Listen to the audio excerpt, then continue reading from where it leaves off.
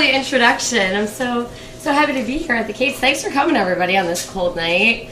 Welcome to winter, right? I was just thinking, Katie, that would you like to be known for giving great blowjobs now? Because I feel like that would come in really handy now. You know? Like, above a certain age, it's acceptable to now be known.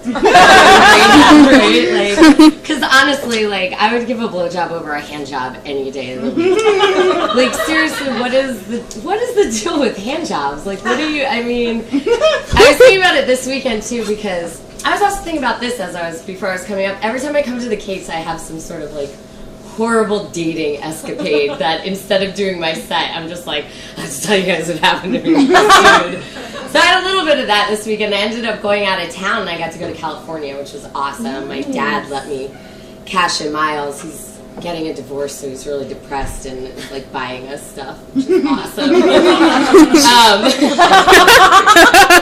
No, it's cool because my stepmom was like a total gold digging like bitch. So now he's like, I need someone else to spend my money, and my brother and I are like, awesome. Like when we were kids, let's go to Disney World. Such a tangent.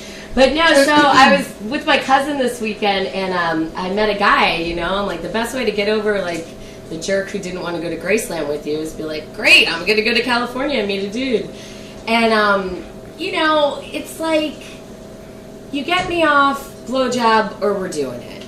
Like, there's no in between, you know? Like, never did I ever think I would be 34 years old and, like, Levi loving like I did in the 7th grade, you know, like grinding, like, oh, I want to touch this because I don't really know what it is. Like, I know what it is. I know what it does. Just get right to it. So I was trying to explain this to my cousin, and I'm like, oh, yeah, I don't even know what to do. And she's like, well, you just tug on it. And I'm like, sorry, what? Like, first of all, I wasn't asking for instructions. Rhetorical hand job comment. And second, like, you just pull on it, you just tug on it. It has to be, like, the most simplistic explanation of what you're really trying to do down there, you know? And I thought, to me, it was kind of like comparing, like, the gynecologist to a car wash, you know? Like, do you really know what goes on there? Like, not cleaning. That's not what happens when we go to the gynecologist, because I've been noticing that guys seem to think the more you go, the cleaner you are. I've heard this. Right. Do you know what happens there? No, not clean as a whistle. That was so, speaking of vaginas, no, but did you guys hear, this is true story, do you guys know Erykah Badu? You guys Erykah Badu? Yeah, awesome lady and singer, soul woman. And she's becoming a doula. She recently got certified to be a doula, who's a person who, it was like, helps the midwife and ushers baby. Right, like, wouldn't that be so awesome, Erykah Badu is your doula? And you're like sitting there, like getting ready to have a baby, and you're like, oh my god, Erykah Badu, my water just broke, you know, and she'd be all like, you better call 911. Tell them, come on, get that baby. Yeah, and like that, she might not even be the most awesome person to do it, because I was thinking there's like so many other great songstresses or song men that can sing songs, and you know, and I was thinking about like I'm from New Jersey, so I really like Bon Jovi.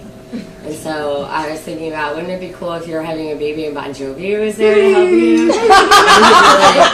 Like, you gotta push, and he's to blame. You give birth a bad name. That was still a work in progress.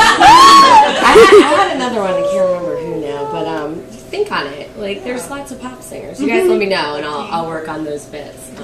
You got one? But I also, speaking of music, I was thinking about people lying about music, you know, because, like, you know, everybody's a hipster these days, and everybody's got some, like, did you hear about those hipsters who just drown? Because they got so deep in the mainstream.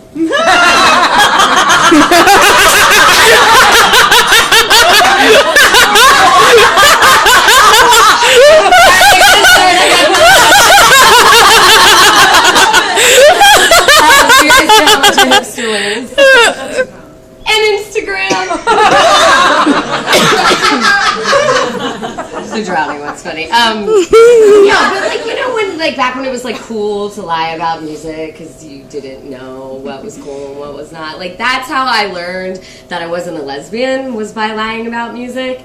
Because I was in like the 7th grade and I was walking to school listening to my headphones with my best friend Mary Ellen Riley, and she had informed me that year that we were going to be mod. I don't know if you remember when the kids used this term. It was kind of like pre-grunge alternative, like mod.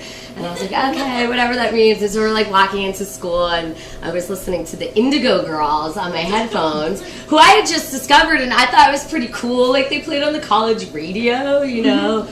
And walking towards us was Brett Lauer, and like Brett Lauer had a mohawk, and he wore like a leather, not a leather bomber jacket. He was a vegetarian before vegetarianism was cool, and he had safety pins in his ears.